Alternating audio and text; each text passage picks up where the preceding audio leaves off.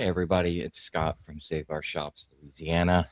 Welcome to our podcast, our first episode. We'll call it Introduction. That will be the name of the episode once we post it. I wanted to take some time in this first episode to talk about the mission, why I started down this path, who I am, a little bit more about myself. We'll talk about my commitment to the market and to the mission. Then we'll talk about how the process works and what's ahead. So, introduction, episode one, the SOS mission. I'm your host, Scott Carrington, and welcome to LA Biz SOS Podcast, the podcast that follows our journey to acquire and preserve Louisiana businesses one legacy at a time. I've spent years working at the intersection of business operations and acquisitions and strategic initiatives, some 30 plus years, I guess, in the market. And I've helped businesses grow. I've helped businesses wind down. I've been part of layoffs. I've been part of acquisitions at some level or another, sitting on both sides of the table, somewhere approaching 60 acquisitions, I believe, whether it was mergers with companies I was with, whether it was businesses being acquired, whether we were acquiring companies. Some of that has happened some 60 times throughout my 30 plus year career. You ever notice how difficult it is to talk about yourself? But I'm going to attempt to do that with a little background about me. I was born in southern New Jersey, just outside of Philadelphia. I moved to Central Florida when I was a teenager and lived there for a few years before I joined the Army. Spent 8 years in the military, got out after Desert Storm in 1991, moved to Atlanta and had children, two girls, wonderful, and went from one career to another, I guess you could say, trying to raise my family, moving around. I've lived in a lot of places around the U.S., Atlanta, Florida, as I mentioned, Washington State, Baltimore, Maryland. The Baton Rouge is when I first moved to Louisiana in, I guess it was 2008. I think I said on an earlier clip it was 2006, but I've been corrected. It was 2008. And a lot of those jobs I was traveling. So I've gotten to see a lot of the country at various trade shows, conferences, client conversations. It's been a great experience and I wouldn't change it. I'm not complaining. Overall, it's been very satisfying. But I believe it's time for me to move on to my next big thing in life. And that's how the idea of Save Our Shops Louisiana was born. I have put roots in Louisiana. This is where I want to be. This is where I want to stay. And where a company that I found will be. And so that brings me to the mission of Save Our Shops Louisiana. I'll often just refer to it as SOS, as you may have already heard. But the mission is simple: to preserve legacies and keep Louisiana businesses in Louisiana hands and in the communities that they serve. That means keeping revenue and payroll and taxes within those communities. And it's a critical part to supporting our communities, is supporting our local businesses. So this podcast is my way of bringing you inside the process of how I plan on doing that. I want to do it transparently. I want to do it authentically, and I want to do it with purpose. Hopefully, I'll be able to explain to you exactly what that purpose is, what that process is. I'm hoping all of you will want to participate in some way. Maybe you're an expert in mergers and acquisitions. I am not, kind of learning as I go here. So certainly would appreciate tips and advice and perhaps conversations here on the podcast. I've got an extra chair. We do have a couple of business owners that have agreed to come in and sit in future episodes, as well as a potential operator that will sit in future episodes. And we'll touch on each of those things as I go through today's introductory episode. But, let's talk a little bit about the why. Why the mission? Why target business acquisition as a mission for the thing that I want to do next? And to do that, I'm going to share with you, in case you haven't had a chance to look at my website. You need to do that, by the way. Go over and look at soslouisiana.com. And we'll talk about some of the numbers here, some of the critical stages that Louisiana business is in. And it's not just Louisiana, to be quite honest. This is across the country. It's the same trend. Our baby boomers, our business owners, the huge population of business owners are of baby boomer age, and they are retiring. They are the next generation older than I, and they are doing what they feel need to do for their next stage in life. And oftentimes that is retiring. Oftentimes that is selling a business that they might have owned. And sometimes it's just closing the doors of a business that has help them make their way through life and take care of their families. The Save Our Shops Louisiana mission is to keep those businesses going, to take successful, proven businesses and continue that legacy, keeping employment in the area, keeping revenue in the area, keeping those jobs in the area. So Louisiana businesses, there are 457,000 Louisiana businesses, small businesses in Louisiana. That's 99.5% of all businesses in the state are small businesses. That's a massive number, of course, 99.5%. And again, this isn't unique to Louisiana. You can look at these statistics in your own state if you're out of state, and you'll find that they far outnumber the number of large corporations, even though the large corporations might be larger employers. So, for example, those 457,000 businesses in Louisiana employ 917,000 people. That's 53.2% of the private workforce. So, non government, non agency, but 53.2%. So, that means the large companies employ also almost half of private workforce in Louisiana.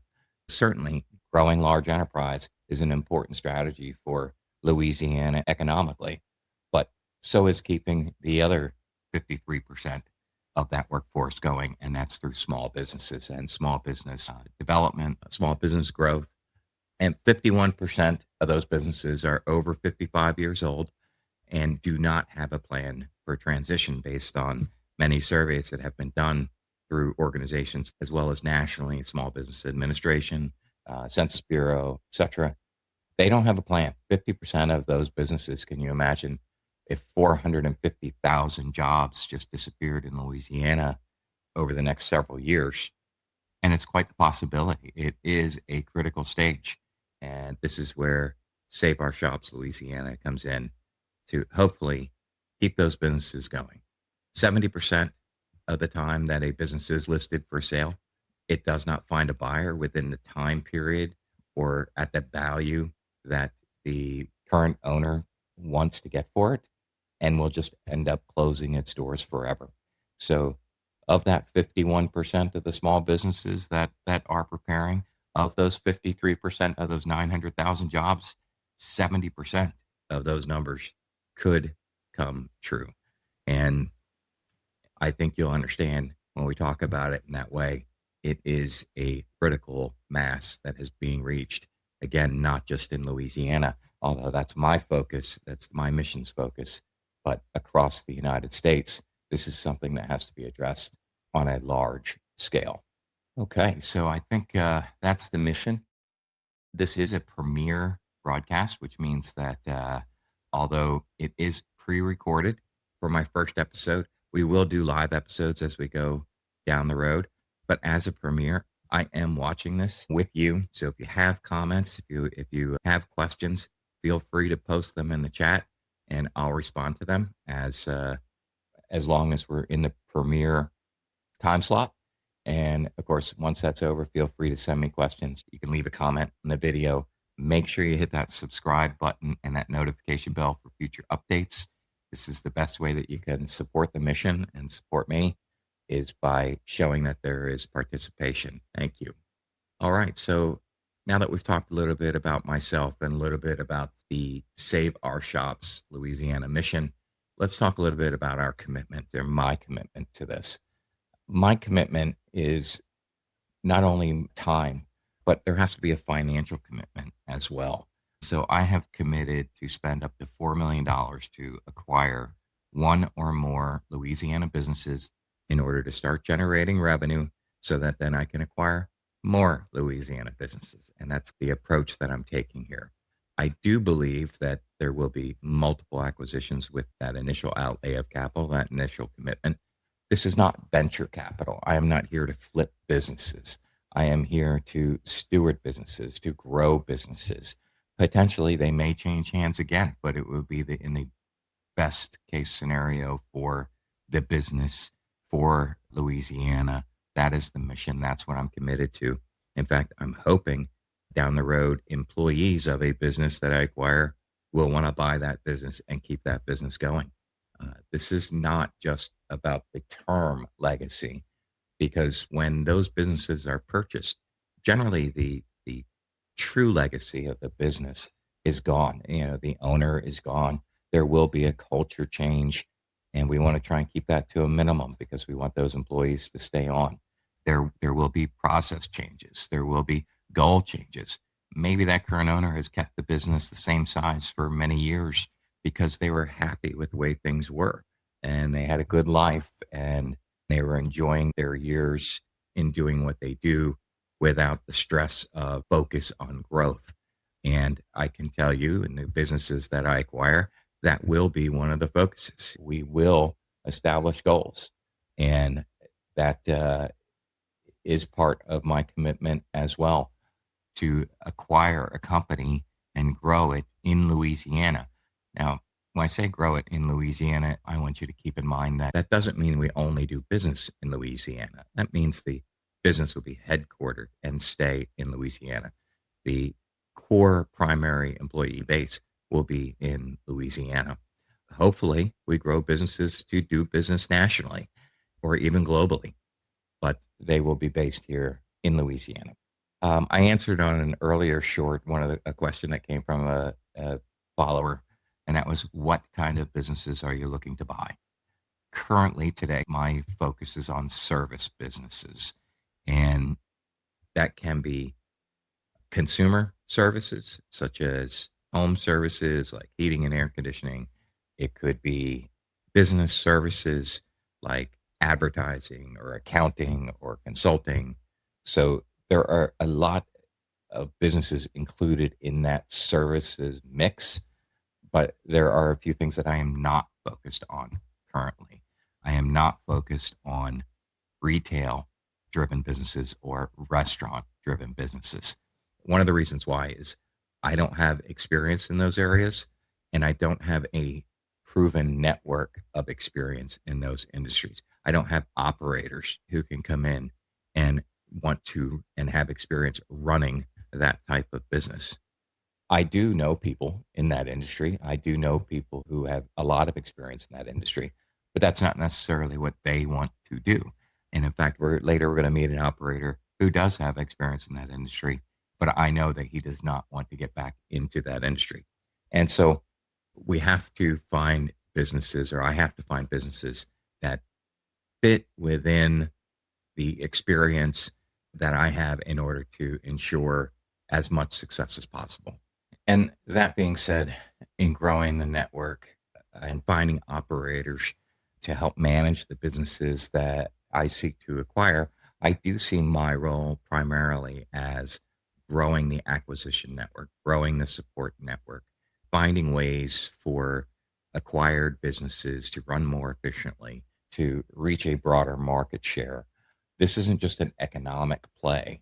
When businesses fail, we also lose that culture. So I don't want to flip businesses. I want to steward them. I don't want to extract value. I want to preserve it in the network that I acquire. So that's our commitment. Again, it's not just an economic play, it's a cultural one. We want to keep that culture alive, that small business culture alive that makes up 99% of the market in Louisiana and growing strong. All right, so let's talk a little bit how the process works. And any of you that have been keeping up with my social media posts leading up to this probably have some pretty good idea as to the types of targets that I have as a business buyer, there are several types of buyers that small businesses can find to acquire their companies today. And not necessarily are they bad ways. The venture capital, it might be out of state buyers. It might be selling to employees, creating an employee stock ownership plan. It might be selling to a larger network or internationally. There could be lots of ways to exit. None of them are wrong.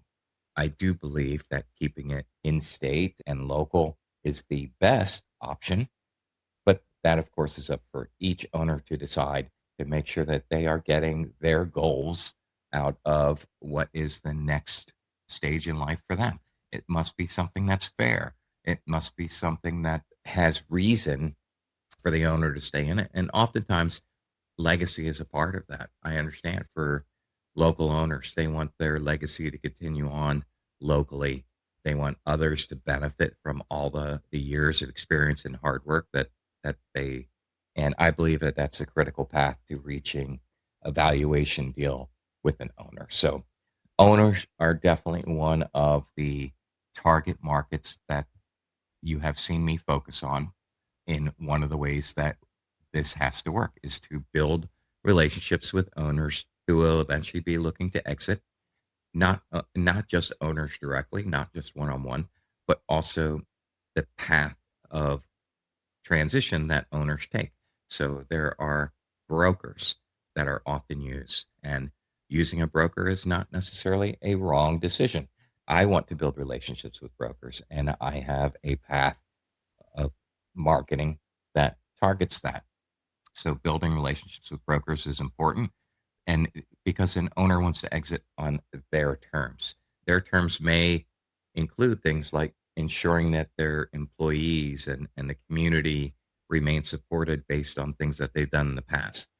They want to make sure that the business will continue to thrive under Louisiana leadership.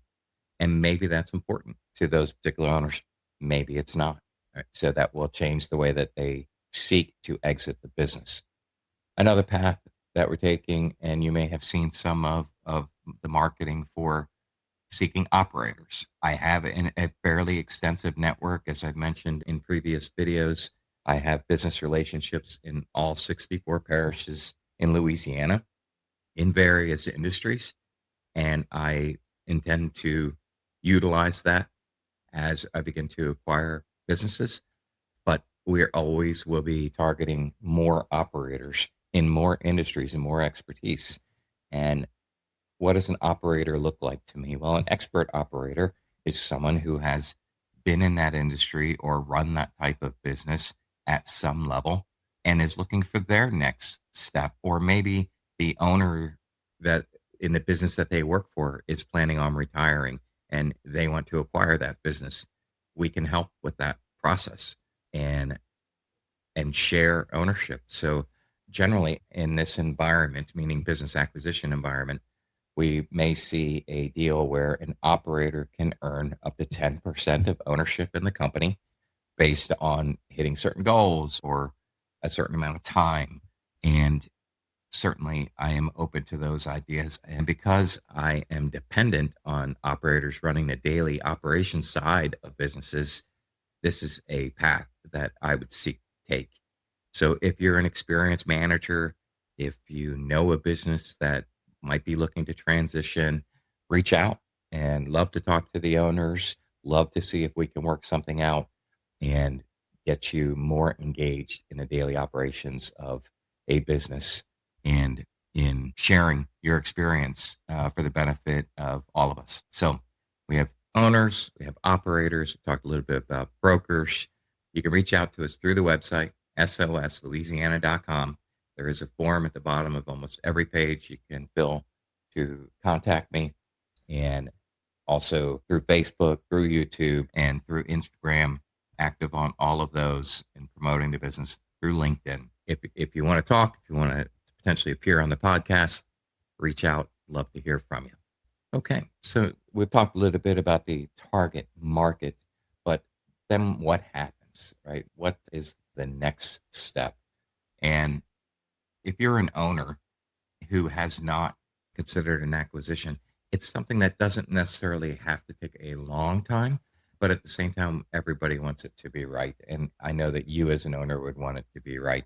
Generally, a lot of that is just starting out with an introduction and talking to each other to understand what are your goals? What are the goals of Save Our Shops Louisiana?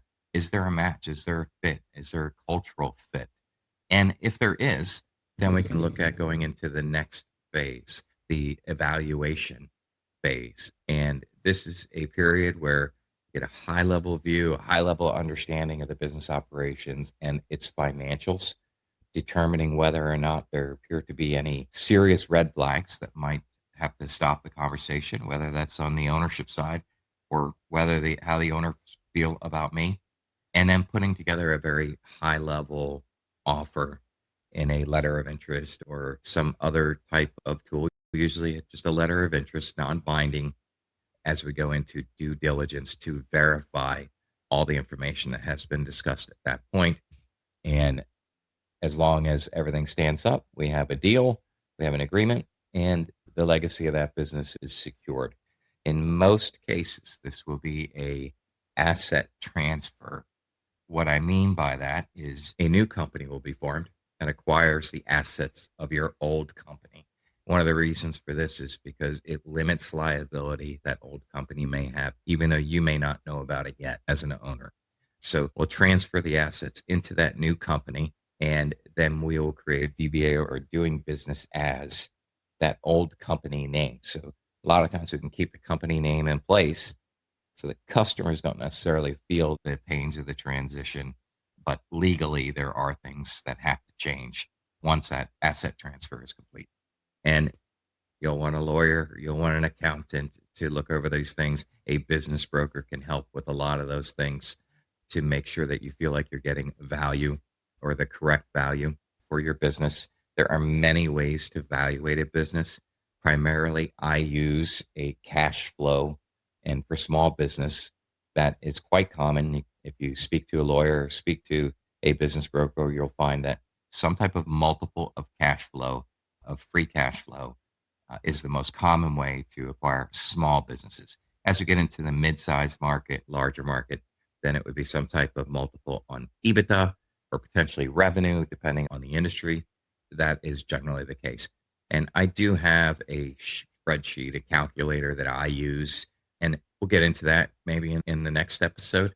It varies by industry, what multiple that might be. There are certain things that take into consideration long-standing customer value. For example, maybe you've been around for 40 years and you are consistently serving the grandchildren of the customer base that you started 40 years ago. Then it's certainly something that brings real value that may not be reflected in the numbers that have to be learned and discussed as our conversations continue to move forward. Then there are certain ways to go through the process. Generally, most transactions can be completed within 90 to 120 days, but not all transactions can be. There are some complexities that have to be worked out. There is things that you have to be available to provide information. I have to be available to process information. The lawyers have to look on things. The accountants have to mull things over. There are tax implications for you that you'll want to consider and speak to an accountant about. Even when the business sells, the time of year can make a difference. So we'll want to make sure that all of those things are discussed and taken into consideration. But again, generally, most of these transactions can be closed within 90 to 120 days. And as I mentioned, we'll get into this in more detail in a future episode. But in most cases, the seller discretionary earnings or the cash flow, there is a multiple of between 2.5 and 4.5 times, depending on performance, risk profile, growth potential. There are some other cultural factors and things like that to take into account. That's primarily the process. I use certain tools, publicly available listings on bizbuysell.com or businessbrokers.net. There are tools out there to locate and talk to businesses. I've actually been looking for a couple of years now. I've talked to businesses, I've made offers, and so far nothing has worked out for various reasons. But eventually those numbers will hit, and I will that first acquisition to move things forward. My goal is to make it this year while we're doing this podcast, and hopefully you'll be able to see that happen and participate in that. I put out a funny message. Whether I succeed or not, hopefully you're entertained, even if I fail. But that is the goal. That is the focus, to close the first one this year. All right. So what's ahead? In our future episodes, we'll dig into more about how we find businesses, tools, networks, outreach strategies, some of the social media campaigns that I'm doing as we get into emails and things like that, reaching out to brokers, developing those relationships. There are many different ways that we are targeting finding more businesses for sale than I have looked into in the past. How we evaluate fit. So, from financials to cultural alignment, these are very important things to me. I want to make sure that not only is there a fit just from what I'm targeting for the type of business or the size of the business, but also the cultural alignment of the business. Your employees have to come in trusting me. I have to come in trusting them. And so that culture that an owner has built must fit the culture that I can bring to the table. So the evaluation principles would be next. What matters, what doesn't, but also trust but verify. Isn't that the phrase? Making sure that everything matches in the initial evaluation and that the offer can proceed through the contracting stage with confidence and with trust. Very critical in that stage. A lot of deals are lost at that point, not because the owner lied about something, but something may have been misunderstood, something may have come up, trust is lost during the process, and therefore that deal falls apart. Making an offer. Another episode, upcoming episode, we'll talk about structuring deals that honor the seller's legacy and maximize their value. Some examples of that would be owner financing versus bank financing. And I know a lot of owners don't like to talk about this, but it's something that they really need to, because they can have more cash in their pocket when the deal is done by talking about it than by just leaving it up to the purchaser. So when I acquire a business, I want to talk to the owner in earnest about financing as much of it as possible. I would rather give my interest to the owner to walk away with in his pocket than to a bank, as it brings more value to the business overall in the sales price. Closing the deal would be the next thing.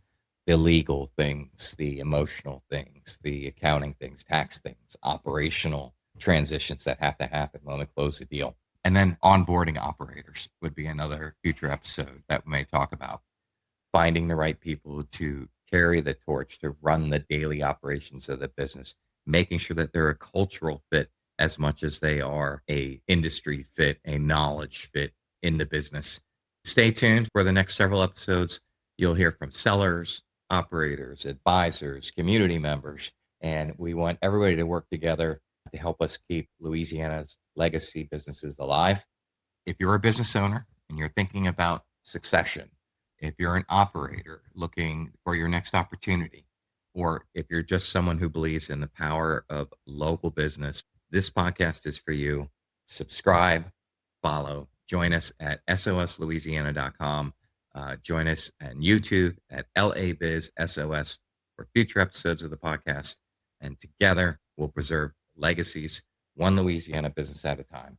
Thank you, and I'll see you on the next episode.